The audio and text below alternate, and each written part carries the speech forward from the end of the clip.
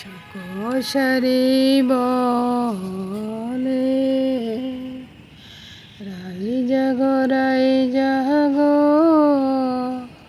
সুকোশারি বলে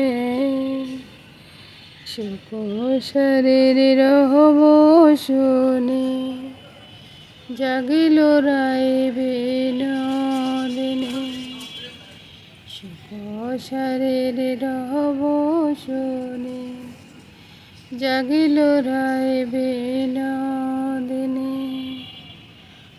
মনে জাগিয়া রাধে কানুরে জাগাইলে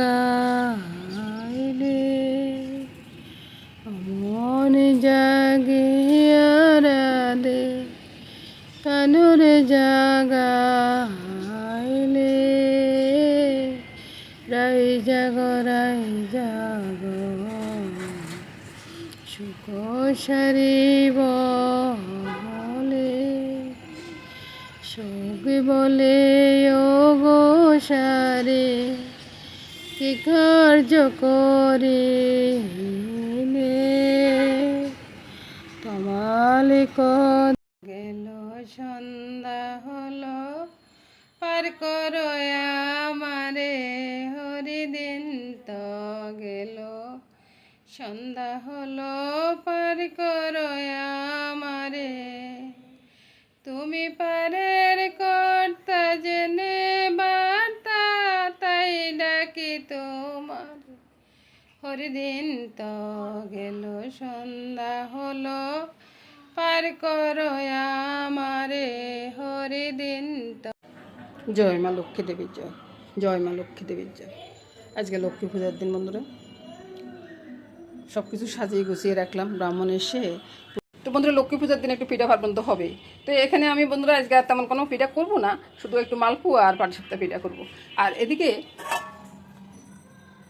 সুজির লাড্ডু বানিয়ে নিলাম। সুজিটা কই তো মুখে আসতেছে না, দেখুন একবার কী অবস্থা। মালপোয়াতে বন্ধুরা ওই যে একটু আতপ চালের আটা, তারপরে ময়দা, মিষ্টি জিরা এগুলো দিয়ে আমি মূলত মালপোয়ার গোলাটা গুলি আর কি, সাথে তো চিনি থাকে। দেখুন না কেমন ফুলতেছে। আগে কত নারকেলের লাড়ু টাড়ু বানাইতাম বন্ধুরা, আর এখন নারকেল ধরতে পারি না। আমি নারকেলের লাড়ু বানাবো, নারকেলের লাড়ু বানাইতাম, গুড় দিয়ে একদিনে বানাইতাম, তারপরে ওই যে চিনি দিয়ে পিষে বেটে তারপরে একদিনের সন্দেশ বানাইতাম, তারপরে গঙ্গা জলে বানাইতাম, যেটা নারকেল চিনি একসাথে তেলে তারপরে যাই ওই শিলপাটাতে পিষে পিষে তারপরে বানানো হতো আর কি। আপনারা বানান কিনা জানি না, আমরা আগে ওগুলো বানাইতাম। ওগুলো কিন্তু অনেক দিন পর্যন্ত থাকতো। এবার বন্ধুরা ওই যে পাটিসাপটা পিঠাগুলো দিয়ে দিচ্ছি। মালপোয়া ভাজা হয়ে গেছে, তো এবার পাটিসাপটা আমি বাম হাতে ধরে ডানাতে করতেছি আর কি কাজটা, ওই জন্য একটু নড়তেছে বন্ধুরা। আমার এখানে আমার মামনিও নাই কাছে, আর মামনি ভাইকে খাওয়াইতে বসছে, তো ওই জন্য আর কি। এই যে মালপোয়াগুলো হয়ে গেছে, আর এদিকে পাটিসাপটাটা হয়ে গেছে। আর এই পাটিসাপটাটা একটু উল্টে দিই, তারপরে আপনারা তো অত মনে করবেন যে পাটিসাপটা আমরা তো পাইকারি দিই, উনি কীভাবে করে এত উল্টাতেছে ওইটা আর কি। আজকে আপনাদের সাথে কথা বলতে বলতে এই পাটিসাপটাটা লাল হয়ে গেছে, দেখুন। এক হাতে পারতেছি না, এই যে ওগুলোর তুলনায় লাল হয়ে গেছে না, ওই আর কি। তো বন্ধুরা হয়ে গেল আমার পিঠাগুলো। এদিকে মালপোয়া ওই যে সুজির লাড়ু বানালাম, আর এদিকে পাটিসাপটা পিঠাগুলো। আর এই যে ক্ষীরটা আছে, মিষ্টি তো আগে বানাইছি। একটা মিষ্টি দিয়ে আমি সুন্দর করে একটা প্রসেস করে নেব, খুব সুন্দর একটা মিষ্টি, আলাদা একটা মিষ্টি হয়ে যাবে, বুঝছেন। এভাবে আপনারাও করতে পারেন, এক মিষ্টি দিয়ে অনেক রকম মিষ্টি বানাতে পারেন। তো আমি এখানে শেষ করলাম এই পিঠা বানানোটা। তো বন্ধুরা দুপুরে রান্নাতে এখনও আসেনি, সকালবেলা জলখাবারের জন্য আর কি। আজকে লক্ষ্মী পূজার দিন, সকালবেলা আর ওই যে পেঁয়াজ রসুনের কাজ নেই। দুপুরবেলা হবে, আবার দুপুরবেলা হবে রাত্রের জন্য। আবার বন্ধুরা আপনারা কিছু মনে করবেন না যে সব কিছু যে আমি খেতে হবে বা আমার করতে হবে, তা না বন্ধুরা। রান্না করে স্নান করে আসবো, স্নান করে এসে পূজার করে যাবো, এতে সমস্যা কোথায়? অনেকে অনেক কিছু বলে ফেলেন বন্ধুরা। তো ওই যে একটা আলু দিলাম, আলুটাকে ম্যাশ করে দিচ্ছি। আমার ঘরে না লক্ষ্মী পূজার দিন মাছ মাংস সবই হয়, কারণ আমাদের শ্বশুরবাড়িতে নিয়মে আছে যে লক্ষ্মী পূজার দিন ইলিশ মাছটা খেতেই হয়, এবং যারা বতি থাকে তারাও রাত্রের বেলা ইলিশ মাছ দিয়ে ভাত খেতে হয় আর কি, সেটাই। এই তো বন্ধুরা ওই যে লঙ্কাটা দিয়ে দিলাম, লঙ্কাটা দিয়ে পাঁচফোড়নটা দিয়ে দিলাম, তেজপাতা দিয়ে দিলাম। এগুলো ফোটো ওটো, চুলাটা কিন্তু বন্ধ করে দিচ্ছি। চুলা না বন্ধ করলে আবার দেখা যাবে যে এটা পোড়া যাচ্ছে। এবার দিয়ে দিবা আদাটা। আজকে রান্নার একটু ঝামেলাটা অনেক বেশি আছে, তো এটা তাড়াহুড়া করতেছি, প্রত্যেকদিনে আমার তাড়াহুড়া আছে, সেটাই আর কি। আদাটা ভাজা হয়ে গেছে, দিয়ে দিলাম একটু লঙ্কা গুঁড়ো, তারপরে দিয়ে দিলাম লাল লঙ্কা, সামান্য একটু দারচিনি এলাচি গুঁড়াটা, তারপরে দিয়ে দিব জলটা, একটু গরম জলে দিয়ে দিলাম। বাস, এবার রংটা দেখুন কত সুন্দর হয়ে গেছে না। তো বন্ধুরা ডালটা হয়ে যাওয়ার পরে এবার আমি বলবো যে শুভ সকাল বন্ধুরা, সকালে রুটির কাইটাও হয়ে গেছে। এবার এদিকে চলে আসুন, এখানে কি কি দেখতেছেন বন্ধুরা, রসুন আছে, আদা আছে, থেতো করা কাঁচা লঙ্কা আছে, কাজু বাদাম আছে। এগুলো কিন্তু আমি শিলবাটা পিসবো না, এগুলোকে কি করতেছি সেটা একবার দেখুন। এই যে পাইপেনটা বসিয়ে দিলাম, পাইপেনে একটু তেল দিয়ে দিলাম, বুঝছেন, পাইপেনটা একবারে ভালো করে ধুই নেই আর কি। এই যে সবগুলো নিয়ে নিলাম, বাস এটাকে একটু ভাজবো। এটা কিসের জন্য বলুন তো, আচ্ছা পরে বলবো। ওইদিকে তো একটা মশলা ভাজা হচ্ছে, এই মশলাটাও একটা জিনিসের জন্য নিচ্ছি, এটা কিন্তু আমি পরে দেখাবো বন্ধুরা, দেখতে থাকুন বন্ধুরা। আবার দেখি আমরা কোনো গালি দিবেন না বন্ধুরা, আজকে পূজার দিন আর একটু ভালো মন্দ খাওয়া চাই আর কি, তো আমি না খাইলে তো চলছে না। ওইখানে দইনা জিরের গুঁড়াটা দিয়ে দিলাম, আর এটা হলো একটা কাবাব মশলার গুঁড়া। তো ওই গুঁড়াটা আমি নিজে ঘরে করছি বন্ধুরা, আপনাদেরকে বুঝাতে পারছি কিনা জানি না। সব রকমের মশলা আছে এখানে, তেজপাতা থেকে শুরু করে সব রকমের মশলা আছে, আপনারা যদি শান্তি একদিন দেখিয়ে দেবেন। এই যে একটু জায়ফলও বসে দিয়ে দিলাম, দিয়ে দিবে একটু লং। এবার দেখুন, সবাই বলবেন তো লক্ষ্মী পূজার দিন আপনি এটা কী শুরু করলেন, বাইরে এটা শুরু করার কাহিনী আছে, এই জন্য শুরু করতেছি। তো ওই যে এখানে খাসির মাংসটা নিয়ে আসলাম, আর এখানে মুরগির মাংসটা নিয়ে আসলাম। তো এই দুইটাকে মেখে নিয়ে আগে মুরগির মাংসটা একটু রোস্টের মতো রান্না হবে, আর খাসির মাংসটা হবে ঝাল। ওই যে মশলাটা পেস্ট করলাম কাঁচাগুলো আর কি, আমি ভাজাগুলো এখনও পেস্ট করিনি বন্ধুরা, ভাজাগুলো পেস্ট করবে একটু পরে। তো এই মশলাটা দিয়ে দিলাম, দিয়ে তারপরে নুন হলুদগুলো দিয়ে দিই। নুন না চিনি অনেক সময় বুঝতেই পারি না, বুঝছেন। নুনটা দিয়ে দিলাম স্বাদ অনুযায়ী, হলুদটা দিয়ে দিলাম। এখানে কিন্তু সব রকমের মশলা পড়ে গেছে, আর দারচিনি এলাচির গুঁড়াটা পড়বে আর কি। আর ঝাল মাংস হবে, ঝালটা একটু বেশি দিই, ঠিক আছে, বেশিয়ে দিলাম। এবার ভালো করে মাখবো, আর এদিকে চলে আসুন। খাসির মাংস তো হাড়ি জাতীয় জিনিসের ভিতরে দিলে একটু ভালো হবে আর কি। আলু আর পেঁয়াজটা খেয়ে দিলাম, তারপরে মাংসটা নাম। আমার কথাগুলো কি শুনতেছেন বন্ধুরা? এবার মাংসের ভিতরে একটু তেলও দিব। আপনারা পারলে আপনারা সরষের তেলটা দিবেন, আমি সরষের তেলটা দিচ্ছি না। এবার ভালো করে যতটা পারি ততটা ভালো করে মেখে নেব। এটাকে ঢাকা দিয়ে 2 ঘন্টা রেখে দিতে পারলে ভালো হতো, আমি মোটামুটি আধা ঘন্টা রেখে দিব। আর ওই যে পেঁয়াজ আর আলু ভাজতেছি, ওইটা ভাজার পরে চুলাটা বন্ধ করে দিব। গোলমরিচটা দিয়ে দিলাম, লেবুটা শুয়ে দিচ্ছি, মামনির সাথে কথা বলতেছি, নুনটা দিয়ে দিলাম, একটু হলুদ দিয়ে দিব, আর সামান্য করে একটু লঙ্কা দিয়ে দিব।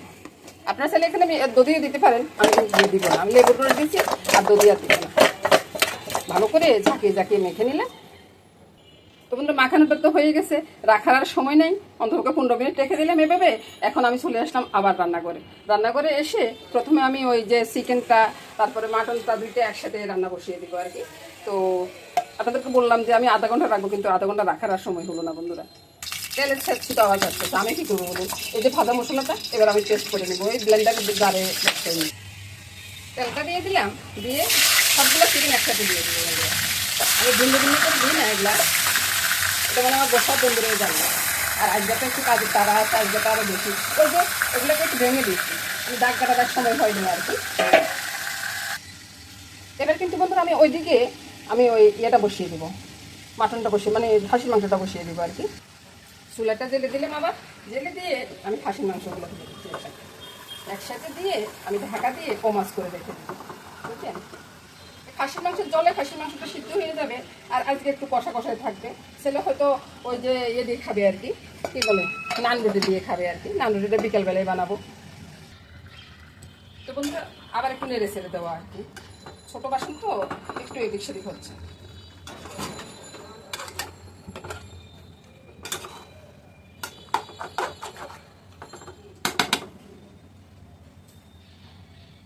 তো বন্ধুরা চিকেনের জন্য মশলাগুলো নিয়ে নিলাম, কী কী নিলাম সেটা দেখাচ্ছি। নুন, হলুদ, তারপরে একটু চিনি, তারপরে জিরার গুঁড়া, হলুদের এটা তো বলছি না।